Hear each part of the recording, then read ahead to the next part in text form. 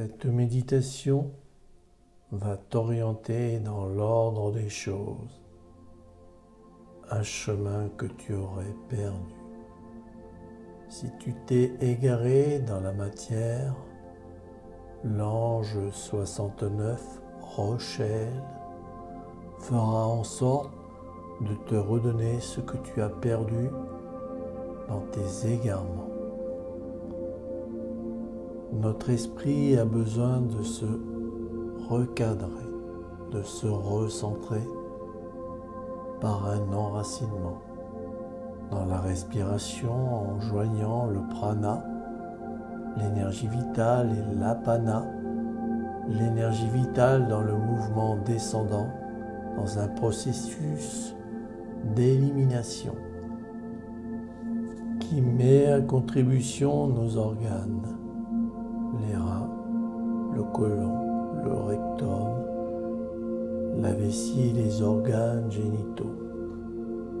Mais l'apana agit avant tout en éliminant les expériences négatives, les peurs, tout ce qui est de nature toxique et perturbe notre manière de penser.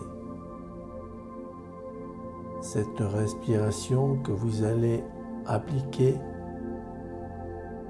est une respiration libératrice et d'enracinement que l'on appelle apana, qui touche 5 énergies subtiles à la base de la colonne vertébrale. En prenant la position assise, soit sur un coussin ou un banc de méditation, en ayant le dos droit, en veillant à ce que les genoux reposent sur la terre, et aussi à veiller que les hanches soient les plus hautes possibles, plus hautes que les genoux. Après un soufflet de la forge, purificateur et élévateur d'énergie, en sollicitant la rentrée et la sortie de l'abdomen, par un expire total et un inspire dans la cadence rapide, vous allez fermer les yeux, en fermant toujours la bouche, puisque jusqu'à maintenant, nous avons sollicité le nez libéré de toute obstruction. Nous posons cette respiration dans la lenteur pendant quelques instants, en gardant cette profondeur nécessaire.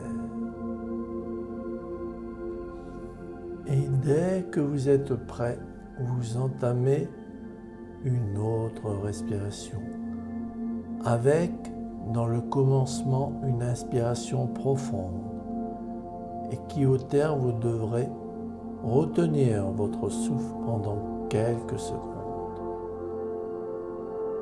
Cette rétention va augmenter au fil du temps, en considérant au départ un temps de 5 secondes, mais sans que cela soit strict, puisqu'en définitive, ce qui est demandé va dans le ressenti. Ce processus s'accompagne d'une contraction du sphincter anal, en visualisant une intention qui part du bas vers le haut. Elle est un mouvement qui élève l'énergie le long de la colonne jusqu'au cœur. Lorsque vous relâchez la contraction, vous entamez l'expire. Vous prenez quelques instants et vous recommencez le même processus. Par la suite, vous pratiquerez avec la respiration alternée, toujours avec les narines, ce que vous avez acquis par habitude. Ce mouvement est déconseillé aux femmes enceintes, en aménorrhée ou sujettes à la constipation. Cette profondeur que l'on recherche est de se joindre à la lumière de l'ange 69 Rochelle, afin de vous canaliser, surtout pour ceux qui sont dans l'hyperactivité.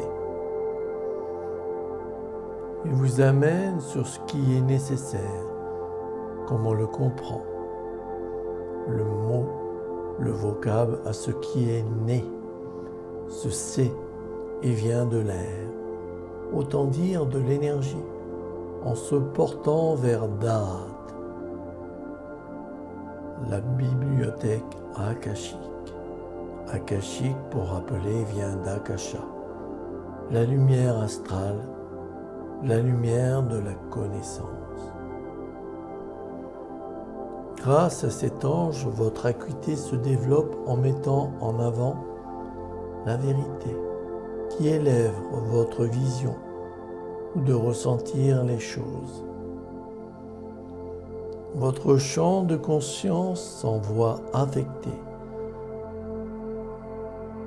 car il souligne les qualités et les vertus à mettre en avant dans ce champ d'amour. La symbolique de ce que vous perdez vous éveille vers la compréhension de la symbolique de ce que vous trouvez. Il vous assure de la paix en comprenant mieux votre vie. Il soutient l'équilibre et la vérité. L'ange Rochelle est dans l'énergie des lettres hébraïques qui le constituent.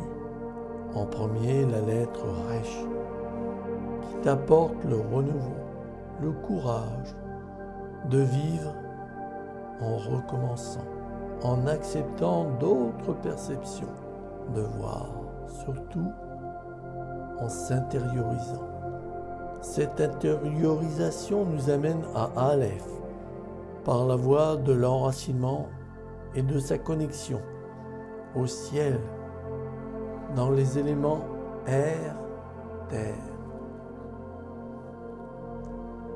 La lettre E, ce souffle créateur, mais surtout inspirateur, qui nous voue à mieux nous intérioriser pour diminuer notre dispersion, afin de mieux acter dans notre quotidien. Notre réalité nous engage à mieux respirer pour être mieux dans la création souhaitée.